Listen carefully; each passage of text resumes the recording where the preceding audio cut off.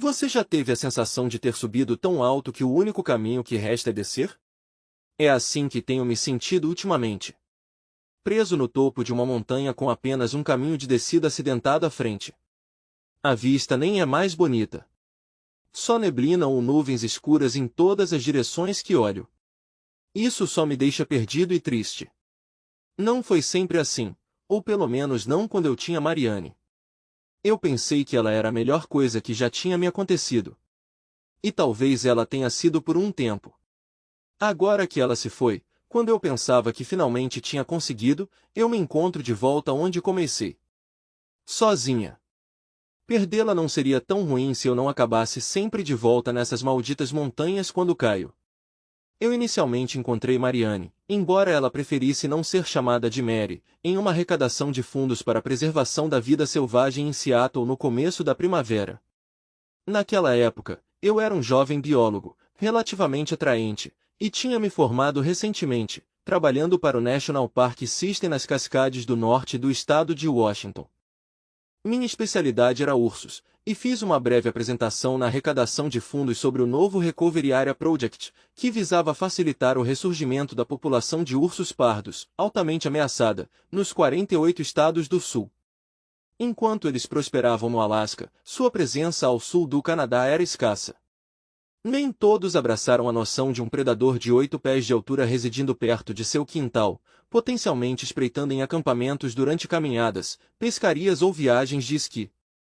No entanto, esse grupo ambientalmente consciente de potenciais doadores provou ser um público receptivo e abastado, e meu supervisor garantiu financiamento substancial. Recebi elogios e acumulei alguns favores, ganhando uma estrela dourada em meu arquivo pessoal que dizia: colabora efetivamente. Durante as alocações orçamentárias, eles tendem a favorecer um cientista competente que também possui graças sociais e está disposto a ocasionalmente vestir um terno em vez de um colega mais brilhante, mais difícil, que protesta veementemente contra o envolvimento com o público. Embora o trabalho de campo possa ser a parte agradável, a verdadeira essência do nosso trabalho está em angariar apoio público e o financiamento necessário nos bastidores para sustentar nossos esforços. A noite trouxe sucesso em várias frentes. Consegui o número de telefone de uma jovem loira excepcionalmente atraente, recém-saída da faculdade, estudando história da arte e já cansada da cena social local. Ela parecia ver um jovem biólogo de campo robusto, completo com uma barba desgrenhada, como um personagem intrigante e romântico. Ela possuía qualidades que contrastavam fortemente com as minhas. Ela era assertiva a ponto de ser agressiva, extremamente rica e completamente desinteressada em tudo e todos ao seu redor, em grande parte devido à sua curta capacidade de atenção.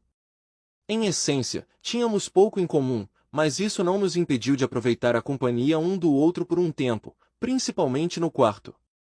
Inicialmente, esperava-se que fosse um romance breve e inofensivo. Tínhamos saídas ocasionais, alguma diversão, e então inevitavelmente nos separávamos, pois ela procurava outra pessoa para ocupar seu tempo de forma mais permanente. No entanto, as coisas não se desenrolaram dessa forma. Apesar das minhas visitas limitadas a Seattle, apenas uma vez por mês, para vê-la, estranhamente isso se encaixava perfeitamente em sua agenda.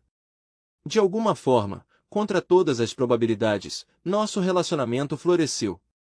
Mariane me visitou no Parque Nacional várias vezes naquele verão. Ela vivenciou o lado público das coisas, observando campistas se envolvendo em atividades de barco, pesca e caminhadas. Eu também a levei em longas caminhadas para mostrar as áreas onde eu trabalhava, dando a ela uma imagem clara da minha profissão, coletando fezes de urso para análise, rastreando ursos marcados com GPS para monitorar suas atividades e estudando o comportamento de ursos marcados e não marcados para nosso banco de dados. Desde o começo, ficou evidente que Mariane não estava acostumada com a natureza. Suas experiências anteriores tinham se limitado a ficar em hotéis 3 estrelas sem comodidades como serviço de quarto ou secadores de cabelo. Ela lutou com caminhadas, o clima rigoroso da montanha e a abundância de insetos.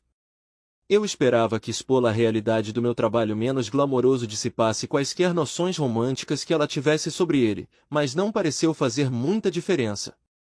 Ela ainda me via como uma versão mais inteligente de um guarda florestal e presumiu que, assim como os ursos, eu teria bastante tempo livre para entretê-la quando o parque fechasse para o inverno. Acho que ela nunca entendeu completamente que o inverno era consistentemente uma das minhas épocas mais ocupadas do ano. Durante esses meses, eu ficava imerso no processamento de 6 meses de resíduos de urso, mapeando dados nutricionais, catalogando filmes e transcrevendo observações comportamentais, sem mencionar semanas de caminhada em condições rigorosas de inverno, escalando montanhas geladas e documentando meticulosamente os locais de hibernação de cada urso marcado com GPS em todo o parque. Admito que eu também tinha uma visão um tanto quanto limitada. Eu amava meu trabalho, mas sua apreciação genuína por ele acrescentou uma camada extra de excitação. O reconhecimento é escasso na minha área, então seu apoio e compreensão parcial significaram muito para mim. Parecia que nenhum de seus outros amigos ricos fez algo realmente significativo com suas vidas. Claro, eles doaram para causas ecológicas da moda, como o Recovery Project, mas eu estava realmente lá, ativamente fazendo a diferença, não apenas falando da boca para fora. Eu sabia que não ficaria rico e estava convencido de que era assim que seu círculo social julgava o sucesso ou o fracasso. Apesar de seus ideais românticos, um dia ela perceberia que eu era um fracasso na vida. Eu acabaria sendo rotulado como um perdedor no livro dela, e essa sensação de fracasso se tornaria uma parte permanente da minha vida, afastando-a. Apesar de todas as probabilidades e contra o bom senso de todos, Mariane e eu nos casamos naquele agosto. Ela teve o grande casamento na igreja que provavelmente custou mais do que meu salário anual, mas não prejudicaria os gastos discricionários do pai dela. Depois, organizamos uma recepção mais íntima no parque para os guardas e funcionários do parque. Depois disso, embarcamos em uma viagem de 2 semanas para o Caribe, onde ambos sofremos com queimaduras solares severas, sofremos intoxicação alimentar e perdemos minha premiada câmera digital Nikon para um ladrão. Apesar desses contratempos, ainda foi o momento mais agradável da minha vida. Sem que eu soubesse na época, Mariane estava sob imensa pressão de sua família para se casar com alguém. Qualquer um. Uma parcela significativa de seu substancial fundo fiduciário familiar dependia de seu casamento antes dos 25 anos, uma condição definida por sua tia conservadora que desaprovava mulheres jovens solteiras e independentes. Mais tarde, ficou claro que Mariane ainda estava se recuperando da partida de seu antigo amante, Dennis, que tinha ido para Nova York para trabalhar na empresa de comércio de commodities de seu tio. Só mais tarde percebi que Dennis, não eu, era o verdadeiro amor de Mariane. Eu apenas servi como uma distração temporária e protegi sua herança até seu potencial retorno. Nossa lua de mel representou o ápice do nosso casamento. Assim como as geleiras no lado leste das montanhas do parque, onde a neve caía pesadamente e o sol raramente aparecia, nosso relacionamento gradualmente esfriou e decaiu. Acredito que Mariane esperava socializar com as esposas dos guardas do parque e outros funcionários sazonais enquanto eu estava fora no trabalho por vários dias seguidos. No entanto, ela pode não ter percebido que os guardas florestais geralmente se casam dentro de seus próprios círculos ou se conectam com cientistas, se é que se casam. Nossa comunidade tende a consistir em indivíduos únicos que levam vidas não convencionais, atraindo funcionários independentes e, às vezes, introvertidos. Os cônjuges restantes geralmente trabalham em período integral no parque ou são voluntários em centros de visitantes. Pessoas da natureza encontram atividades gratificantes para se manterem ocupadas. Caso contrário, elas podem sucumbir à febre da cabine. Por um período, ela tentou algum trabalho voluntário, mas seu comprometimento era insuficiente. Ela não comparecia regularmente, aparecendo apenas esporadicamente quando se sentia particularmente entediada, o que não contribuía muito. Tentei levá-la comigo para o campo, mas isso se tornou incômodo para nós dois. Ela falava incessantemente enquanto estávamos na trilha, dificultando qualquer chance de estudar ursos, especialmente porque ursos negros são muito cautelosos com pessoas. Acampar e viver em condições precárias não eram seu forte. Ela tinha dificuldades até mesmo com tarefas básicas de acampamento, como montar acampamento ou cozinhar no fogo. Na verdade, ela não tinha a maioria das habilidades domésticas, mesmo em nossa própria cabana. Então ela escapou por pouco de um encontro perigoso com Grumpy-Gertie, que extinguiu qualquer apreciação tênue que ela pudesse ter tido pela vida ao ar livre. O final do outono representa um dos maiores riscos para encontrar ursos, especialmente os mais velhos. Durante esse período, eles procuram freneticamente por comida antes de hibernar para o inverno. Ursos mais velhos, geralmente mais lentos e menos nutridos, ficam cada vez mais desesperados por uma refeição de última hora. É uma ocasião rara quando o urso preto, tipicamente tímido, pode se tornar agressivo com humanos, e ursos pardos, como a velha porca Gertie, sempre mal-humorada, podem se tornar predadores mortais. Gertie tinha dado à luz recentemente sua última ninhada de filhotes este ano, e uma das primeiras lições para campistas inexperientes é entender que uma mãe ursa, porca, com filhotes, é incrivelmente perigosa. Mariane e eu estávamos no meio da travessia de um pequeno riacho quando, das árvores e arbustos densos do lado oposto, dois filhotes animados emergiram, curiosos sobre nossa presença e ansiosos por uma bebida. Eu urgentemente instruí Mariane a recuar imediatamente e encontrar uma árvore para escalar do nosso lado do riacho, mas ela hesitou. Achando os filhotes adoráveis, ela poderia ter tentado se aproximar deles se eu não a tivesse impedido firmemente.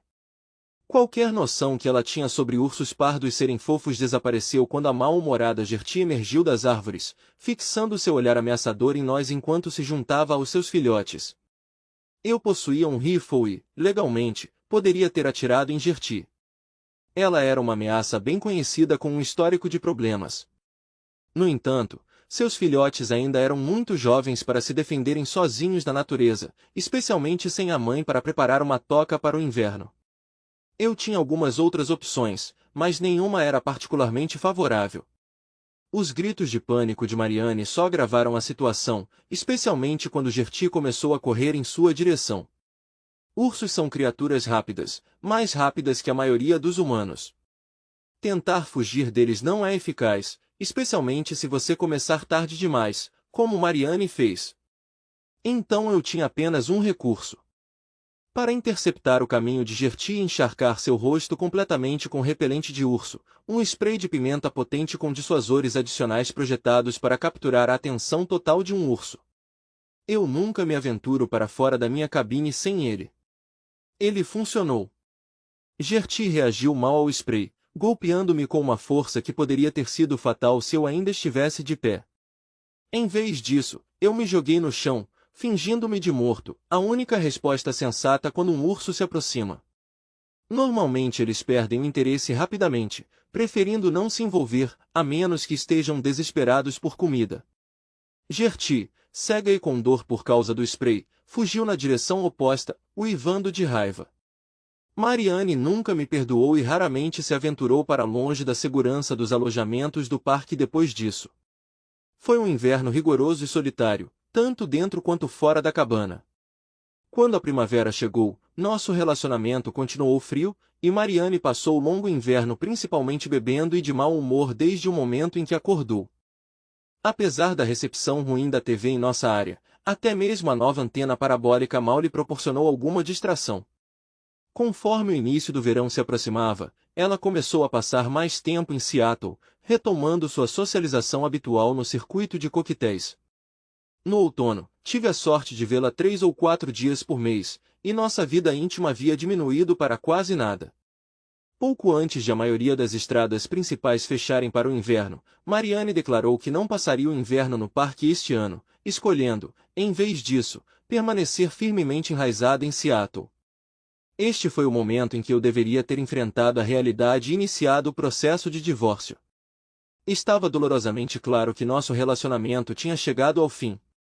Ela ia me deixar, provavelmente para sempre. Eu tinha me tornado perdedor aos olhos dela, um destino que sempre temi que acontecesse. Parecia que minha sorte não iria mudar para melhor tão cedo. Durante aquele inverno prolongado, eu me entretive contando a frequência com que a fotografia da minha esposa aparecia na seção de sociedade do Seattle Times. Parei de contar depois da quinta ocorrência. Como nas últimas 3 fotos, ela estava consistentemente ao lado do mesmo indivíduo, um certo Dennis Henry. Nunca confie em um homem com 2 primeiros nomes, meu pai costumava dizer. E ele provavelmente estava certo. pelo menos minha esposa não estava esgotando muito, se é que estava esgotando, minhas finanças. Não há muito o que comprar nas Cascades, e meu salário do governo empalidece em comparação com a renda do fundo fiduciário dela. Isso me deixou com fundos amplos para contratar um investigador particular em Seattle para monitorar minha esposa enquanto ela estivesse fora. Eu não tinha desejo algum de reivindicar qualquer parte de sua riqueza em um acordo de divórcio. Eu simplesmente ansiava por verificar se ela estava sendo infiel, para que eu pudesse insistir no divórcio e seguir em frente com minha vida. A incerteza de esperar na escuridão e na neve era a sensação mais agonizante que eu já havia experimentado, e com a chegada da primavera, meu moral havia despencado consideravelmente. Eu estava começando a me sentir um perdedor. Eu teria ficado feliz em receber a ligação da minha esposa no começo de abril me informando sobre seu retorno, se eu não tivesse recebido um relatório abrangente do meu investigador particular descrevendo seus inúmeros casos com Dennis, que agora parecia estar morando com ela em tempo integral em seu condomínio de luxo em Seattle. Apesar de suas alegações de amor e desejo pelo telefone, sua declaração bêbada a Dennis em um bar de luxo de que ela desejava minha morte, urgentemente como um acidente, levantou questões. Embora ela professasse o desejo de salvar nosso relacionamento, suas atividades recentes, incluindo uma extensa pesquisa sobre ursos na biblioteca e reuniões com tratadores de ursos no zoológico de Seattle, indicavam o contrário. Essas ações, não destinadas a prevenir ataques de ursos, envolviam perguntas sobre como provocar tais incidentes. A imagem que se formava em minha mente a partir dessas informações perturbadoras não estava me agradando. Meu PI chegou a uma conclusão semelhante, mas as agências de aplicação da lei que abordamos basicamente disseram que não poderiam intervir até que Mariane fizesse uma tentativa concreta de me machucar. Por que Mariane de repente me queria morta, de preferência em um encontro com um urso esquisito? O que a estava motivando? Eu estava mais do que pronto, até mesmo ansioso, para me divorciar dela em quase todos os termos. Essa foi a primeira coisa que perguntei a ela quando ela reapareceu na minha vida. Você quer o divórcio? Estou pronto para dar a você, sem confusão ou problema. Não vou tirar um centavo do seu dinheiro. Você claramente não está feliz nesta vida e nós dois estamos apenas fazendo um ao outro infeliz. Nós dois estamos vagando cegamente, nessa névoa, no topo de uma montanha, onde todos os caminhos levam para baixo, alguns mais traiçoeiros que outros, alguns são tão perigosos que é só uma questão de tempo até cairmos direto de um penhasco, mas há um caminho que é relativamente seguro e direto e é chamado divórcio. Pode não ser um caminho alegre, mas é um caminho estável e seguro que eventualmente nos levará de volta para casa, para começar a subir novamente algum outro dia. Esse é o caminho diante de nós agora, então por que não o pegamos? A situação era um tanto complexa, mas eu estava sintonizado na estação de música country local a manhã toda, me sentindo um pouco poético e nostálgico. Eu estava oferecendo a ela uma oportunidade de separação pacífica, sem amargura, batalhas legais e, esperançosamente, violência. Implorei silenciosamente para que ela concordasse com o acordo e deixasse de lado quaisquer outros planos que ela pudesse ter para sua liberdade. Por um breve momento, pensei que a havia persuadido. Ela hesitou e deliberou por um tempo, mas, no fim das contas, manteve seu curso predeterminado, tentando me convencer de seu amor, embora evitando principalmente o contato visual direto. Ela era uma péssima mentirosa, mas eu fingi entreter a ideia de reconciliação. Nós até nos envolvemos em relações íntimas pela primeira vez em meses. Foi surpreendentemente satisfatório, mas, no final das contas, construído sobre falsidades. Permaneci vigilante, mantendo um olhar atento sobre meus arredores e posses, mas não foi o bastante. Seu esquema extremamente sutil para acabar com minha vida chegou perigosamente perto de dar certo. Não precisei esperar muito para que meu acidente acontecesse, mas ele se desenrolou de uma maneira inesperada. Pelo meu conhecimento profissional, não havia nada como um atrativo para ursos além do cheiro de carne fresca, então, a menos que eu tropeçasse em alguns bifes sangrentos na minha mochila, imaginei que poderia facilmente evitar esse problema em particular. A caça é estritamente proibida em nosso parque nacional, então eu poderia descartar com confiança a possibilidade de um acidente de caça ou de ser baleado por engano. Tal ocorrência seria altamente incomum e levaria a uma investigação completa do FBI, uma vantagem de ser um funcionário do governo. Eu estava principalmente preocupado com danos repentinos ao meu equipamento de escalada, pois quedas das montanhas íngremes nesta área não são incomuns. No entanto, o acidente que ela planejou para mim tomou um rumo inesperado. Death by Chapstick Lip Balm. Se você compilasse uma lista de 100 itens inocentes e úteis para uma viagem de caminhada ou esqui, é provável que o chapstick simples entrasse na lista de todos. De acordo com algumas crenças comuns em lendas urbanas, os ursos são atraídos por seu cheiro, possivelmente devido ao alto teor de cera de abelha.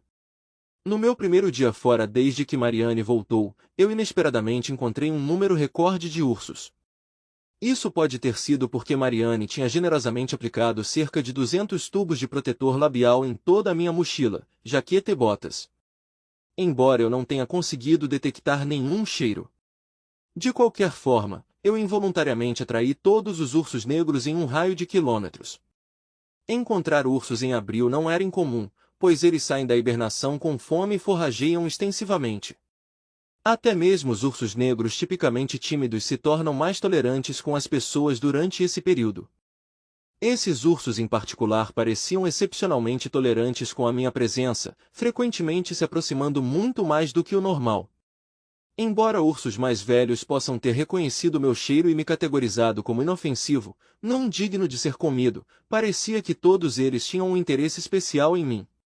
Felizmente, apesar da curiosidade, nenhum tentou determinar se eu era comestível. Eu não tinha pensado muito nisso até que a Grumpy me rastreou. Em sua mente distorcida, eu provavelmente era rotulado como extremamente irritante, possivelmente delicioso, que valia a pena investigar em breve. Gertie percebeu minha presença e decidiu que hoje era um bom dia para acertar algumas contas antigas. Ela me encurralou não muito longe da minha cabana, perto de uma pequena clareira ao longo de uma trilha com um afloramento rochoso íngreme de um lado e uma encosta quase vertical do outro. Eu não imaginava minhas chances de descer aquela encosta, seria mais como uma queda controlada. Imaginei que uma boa dose de repelente de urso poderia melhorar a disposição de Gertie. Mas houve um problema. Minha lata, que deveria estar cheia, agora estava completamente vazia. Agora era hora de me agachar e torcer pelo melhor. Meu rifle estava pendurado no meu ombro, mas não havia tempo para sequer considerar usá-lo. Eu me encolhi em posição fetal, protegendo minha cabeça e evitando contato visual com o urso enfurecido o máximo possível. Fingir-se de morto geralmente funciona, e funcionou dessa vez também, principalmente porque havia algo atraente na minha mochila. Parecia que ela queria isso como seu primeiro prato.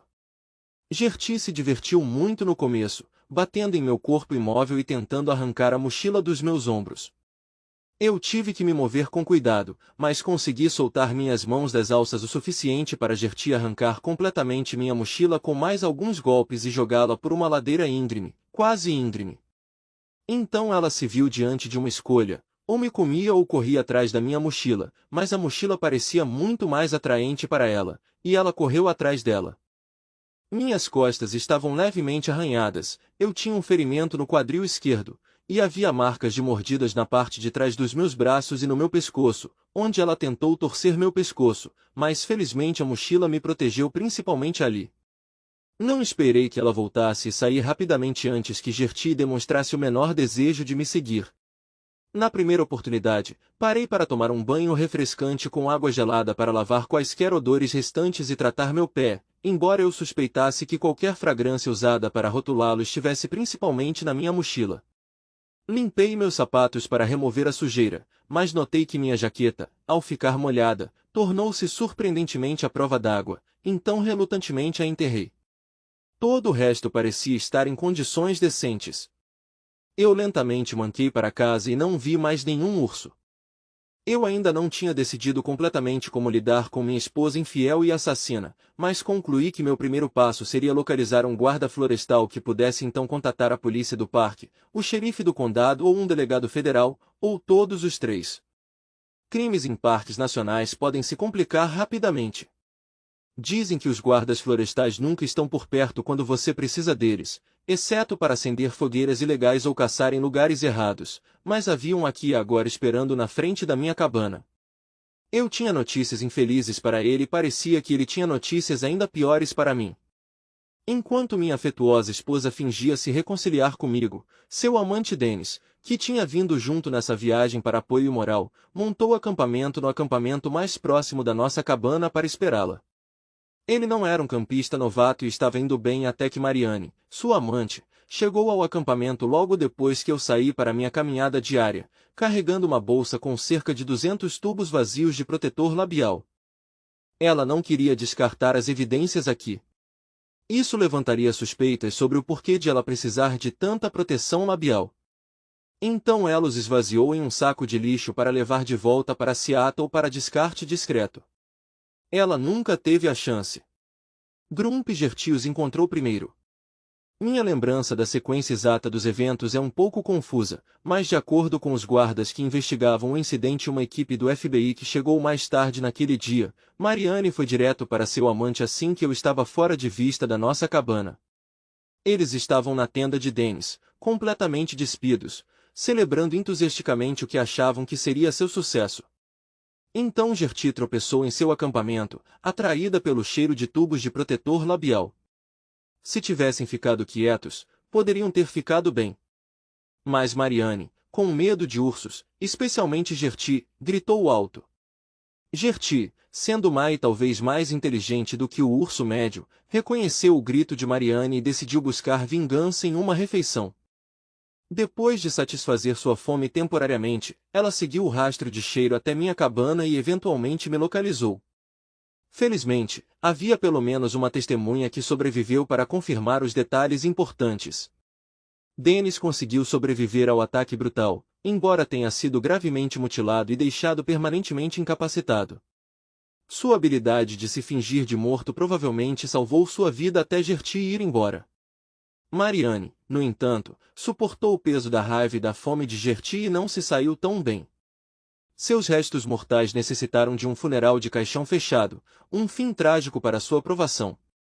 Fiquei oficialmente viúvo e, de forma um tanto inesperada, herdei uma fortuna significativa do espólio da minha falecida esposa.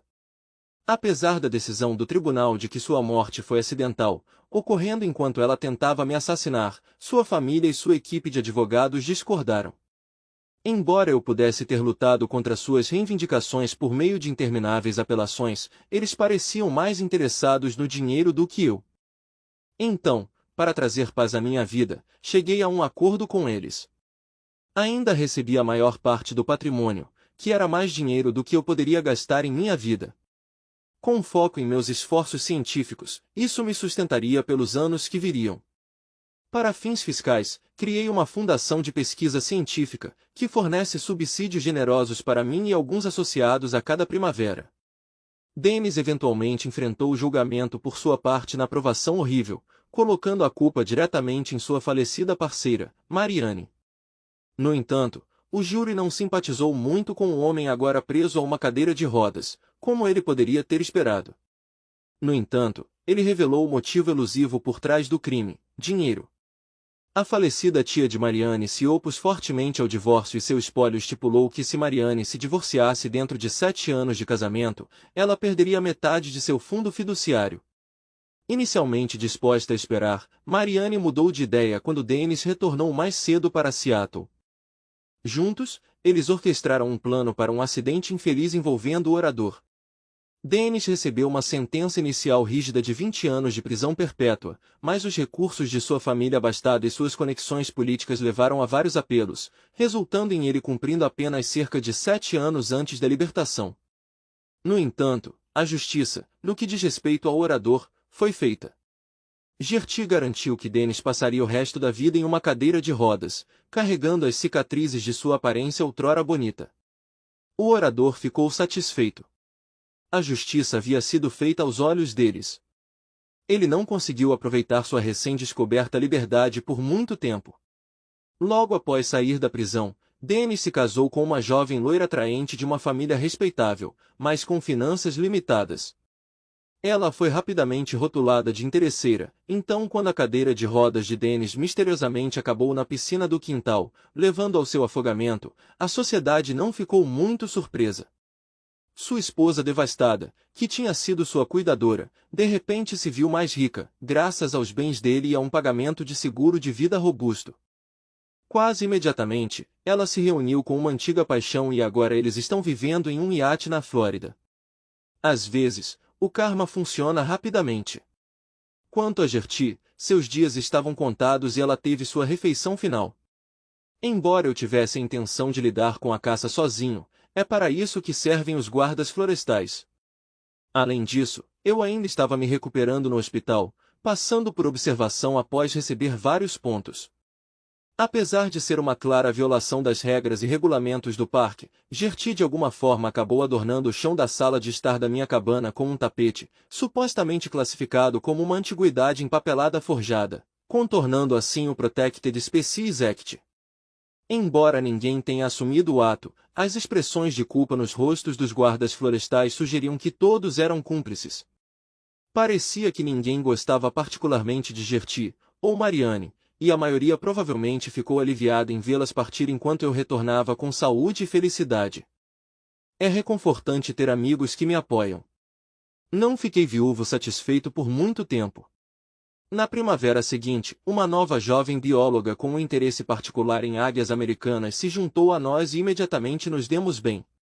Um ano depois, propus a ela um desafiante de montaria de ponta e ela imediatamente disse sim. Agora, passamos todo o nosso tempo juntas nos campos, colinas e montanhas, os olhos dela examinando o céu e os meus focados no chão. Juntas, formamos uma equipe formidável. Nós dois estamos contentes em viver modestamente em nossa cabana selvagem, nos dedicando à nossa pesquisa biológica. Nossa fiel cadela, Gertie, nos faz companhia quentinha nas noites frias de inverno, quando não estamos apaixonadamente apaixonados. Podemos não ter muito, mas temos um ao outro, e isso é tudo de que precisamos. Na verdade, temos todos os elementos essenciais para uma vida plena.